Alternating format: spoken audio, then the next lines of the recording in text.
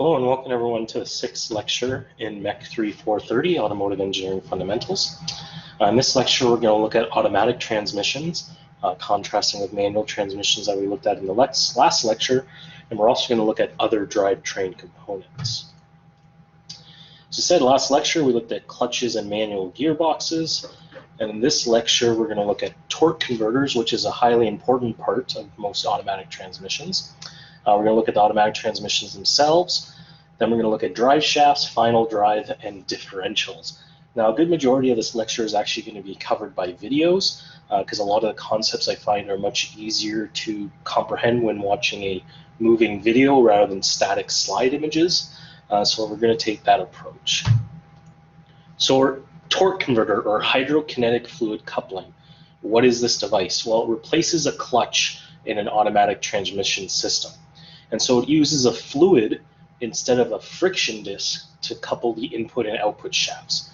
There's also no need to manually engage or disengage a clutch. So along with the automatic transmission, which by its name seems to indicate that the gears change by themselves, the decoupling, which was another main purpose of having a transmission, is done automatically in most automatic or all automatic transmissions, I should say. So basically we have the impeller, which is the pump, which is driven, that then sends a high pressure fluid to a turbine, which gets spun by this high pressure fluid and then rotates the output shaft. And it's actually, the torque converter itself is actually quite a ingenious invention, and actually is quite a complicated piece of device that really requires a strong understanding of mechanics, like solid mechanics and fluid mechanics as well. Most torque converters, the one that I just showed was a 2-element torque converter. Most torque converters include a third element, which is called a stator. And this actually helps the efficiency of the torque converter dramatically. Now, as I said, I could talk about this, but I actually think it'd be much better to look at in a video. Now, again, I'm not going to play this video during this recording. However, this video will be available on Blackboard in the same folder as this recording. So I strongly suggest you pause this lecture right now and go watch that video. Okay, now that you've watched the video and we're good with torque converters, we're now going to talk about the automatic transmission, or the gearbox, you could call it itself. Now, for an automatic transmission, unlike a manual, it uses elliptical or planetary gears trains. Now, to me, planetary gear trains, I have a lot of trouble getting my head around them and how they work.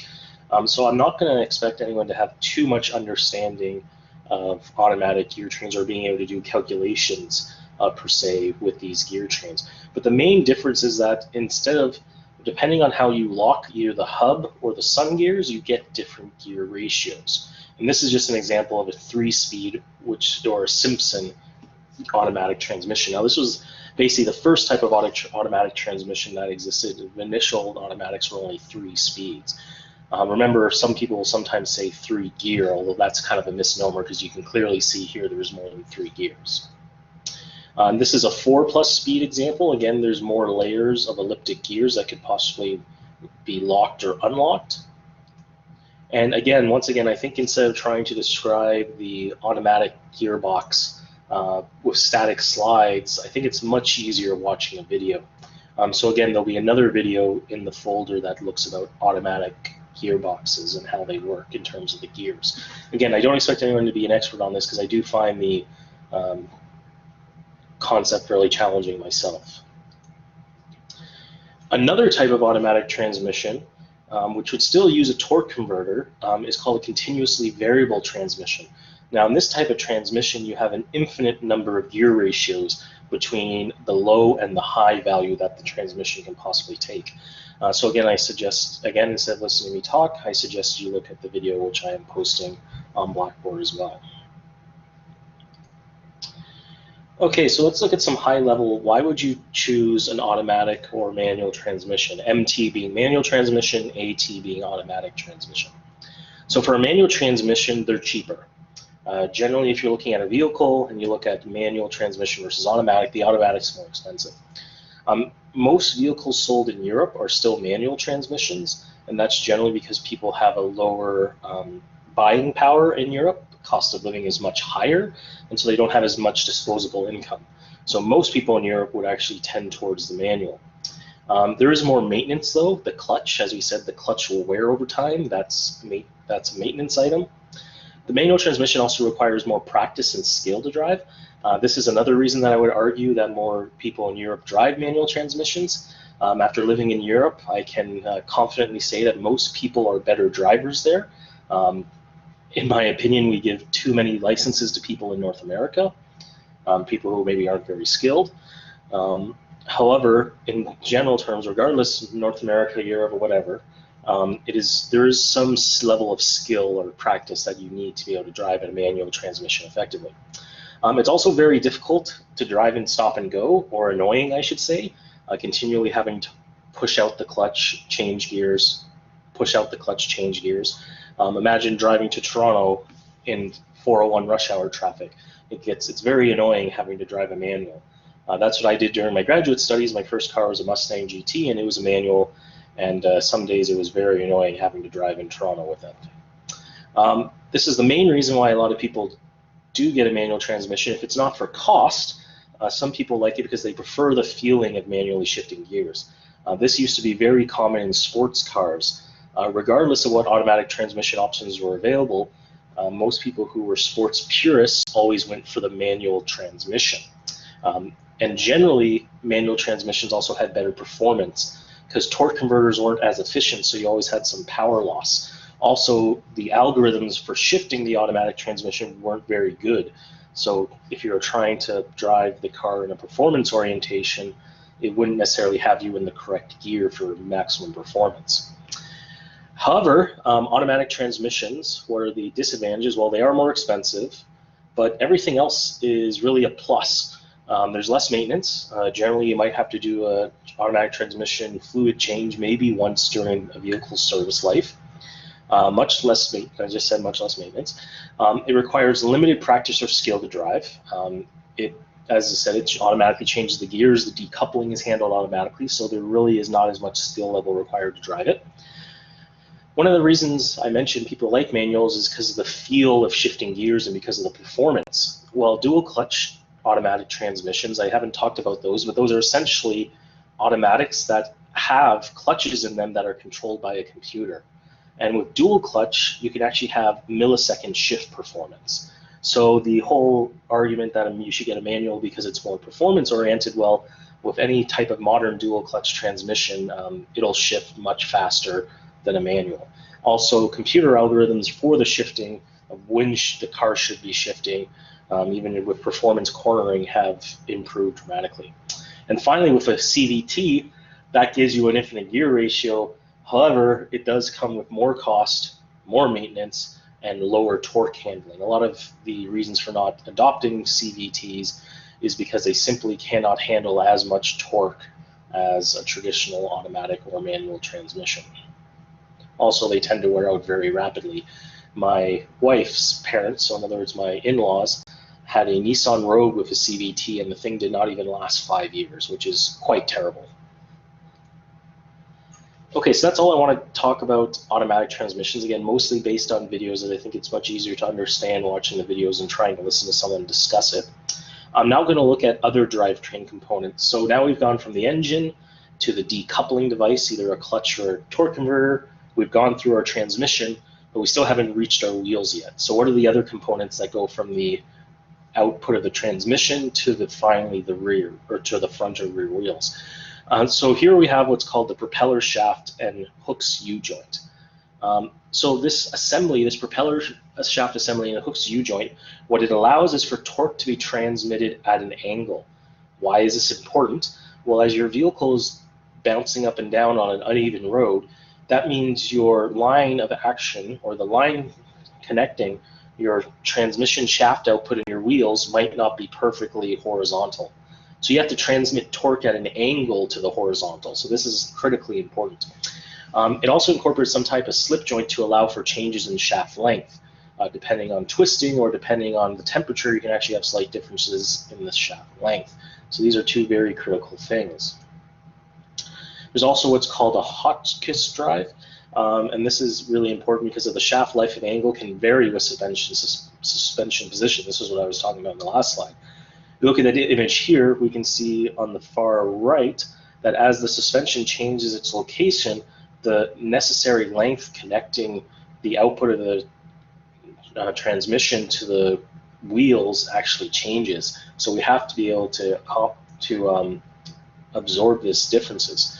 This also happens during acceleration and braking, and therefore we need these type of slip joints. If we don't have these slip joints, then we're going to have problems. The other thing we have to make sure of is that the propeller shaft, or the drive shaft as most people would call it, is balanced. So universal joint at an angle, that means the output shaft experiences speed fluctuations based on eccentricity of the yoke. So to compensate, if you use 2-year series joints and 90 degrees out of phase are used, then you actually are able to cancel these fluctuations. You also have to worry about drive shaft whirl, which can lead to drive shaft distortion. This is another consideration. So this is a video about U-joints and how they can be used to connect the output from the transmission to the driving wheels. And I'll let you watch this now. Okay, so after watching that, so a lot of what I just talked about going from the transmission to the wheels, that is for a rear wheel drive setup, where you're driving the rear wheels. What about for a front wheel drive vehicle, which is actually the overwhelmingly most vehicles at the consumer level or aimed at most people are front wheel drive. Well, they use what's called half shafts and constant velocity joints. So CV joints transmit torque without shaft speed fluctuation, so they eliminate that need for those 2 U-joints. This is commonly used in front wheel drive vehicles. So if we have the gearbox and then we have half a shaft, the reason it's called half a shaft because it's only half as long as, or wide as the vehicle I should say, goes directly to driving the front wheels. And now generally when you have a front wheel drive, the overall design is much more complicated because you have to have your steering linkages around your driven wheels as well. So everything gets a bit more complicated. Then for final drive, so generally, particularly if you're in a rear-wheel drive vehicle, there's another gear ratio between the, or even front-wheel drive, there's another gear ratio between the drive shaft and the final output to the wheels. So there's 2 main purposes. One is to provide a permanent gear reduction between the road wheels and the ICE. Generally, you don't want your road wheels spinning anywhere near the same revolution as your engine, otherwise you'd be going too fast and you wouldn't have any power. And then the other thing is you want to be able to direct the drive 90 degrees from the drive shaft to the wheels. So you picture the drive shaft is going longitudinal or front to back along the vehicle. Well, you want to drive the wheels along an axis that's perpendicular to that. So you have to redirect the drive 90 degrees. More importantly, within the final drive, they all contain what's called a differential. Now there's 2 types of differentials. There's the bevel gear and there's the worm and wheel type gear. Now again, instead of me explaining it, I think it's much better if we look at a video as to why, well first, why do we need a differential? And then secondly, how does a differential function? It's actually quite a unique and ingenious piece of engineering as well. Okay, so now that you watched that video on differentials, the only other topic is 4-wheel drive vehicles. So what do the drivetrain components look like in this case? So 4-wheel drive or all-wheel drive can provide torque to all 4 wheels. One of the main obvious things is that we need to have additional components. And the most significant component is the transfer case, which splits the torque between the front and rear axles. This extra transmission, this transfer case is really another transmission. It is used to control the front to rear bias. So how much torque is sent to the rear versus how much torque is sent to the front. This can be a gear or a chain type, depending on the load capacities. Generally, if you're using a gears for very high loads, high performance. If you're using a chain type, it's probably lower torque output from the engine that you're trying to manage. Now, if you're dealing with more of a sports car, you're probably a rear bias. 60 to 80 or even sometimes 90% of the torque is going to the rear wheels. If you're more safety, you might make it 50-50. Or you might make it slightly front bias, but the best case scenario is where you have a variable transmission. In other words, the transfer case can split any amount of torque between the front and rear axles, and that's the the best case, and that's what all-wheel drive allows you to do, is it actually allows you to vary the amount of torque from the front and rear. So there is a slight difference between four-wheel drive and all-wheel drive. Four-wheel drive implies the torque split is 50-50 or some static value. All-wheel drive means there is some variability, or it can be altered on the fly. Now, those definitions aren't set in stone either. Some people will use different definitions for four-wheel drive and all-wheel drive. So what are the advantages of four-wheel drive? Well, the main one is more traction. This results in better off-road or rugged terrain performance. There's a reason why off-road SUVs are generally all-wheel or four-wheel drive. Get a better acceleration and reduce slippage in slippery in winter conditions. Should note this doesn't improve braking though. Just because you're in your all-wheel drive SUV, it doesn't mean you can stop any faster. In fact, it'll take you longer to stop because your vehicle weighs more. It's good for better launch characteristics. There's a reason why the Nissan GT-R is very fast, 0 to 60, along with some of the more recent super sedans, such as the BMW M5 and Mercedes-Benz E63 AMG, all use all-wheel drive. It's because you have more traction off the line, so you can get better 0 to 60 times.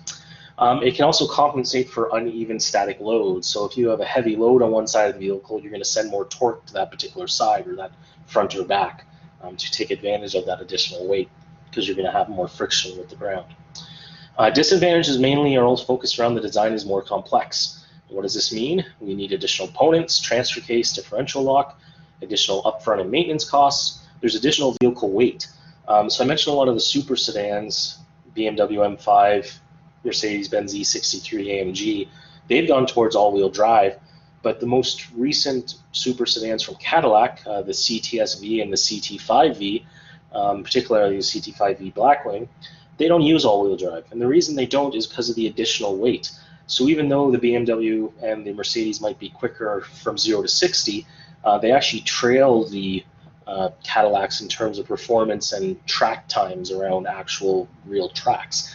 Now, does that matter when you're driving on the road? Probably not. Probably the 0 to 60 is more relevant, or the being able to launch.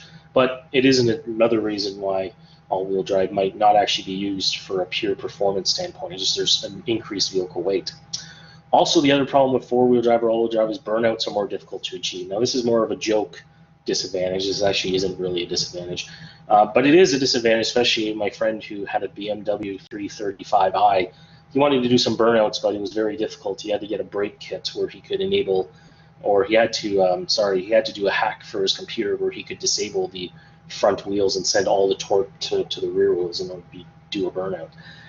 Some of those super performance sedans also have modes where you can purposely send all the torque to the rear wheels, so then you can do traditional burnouts or drifting. Okay, so that's everything I want to talk about in this lecture. Again, ticket out the door, something you learned today and something that the explanation was not clear or confusing. So at the end of this lecture, we've kind of gone through all the major drivetrain components from a mechanical perspective. In next lecture, we're going to look at hybrid vehicles, where we look at the inclusion of electric motors. We haven't talked about anything with electric motors. We're also going to talk about how, at least in my opinion, how hybrids and pure electric vehicles, how do they fit in to the automotive market? What's going to happen with them versus internal combustion engines? All right, thank you very much for your time, and look forward to seeing you next lecture. Okay, bye.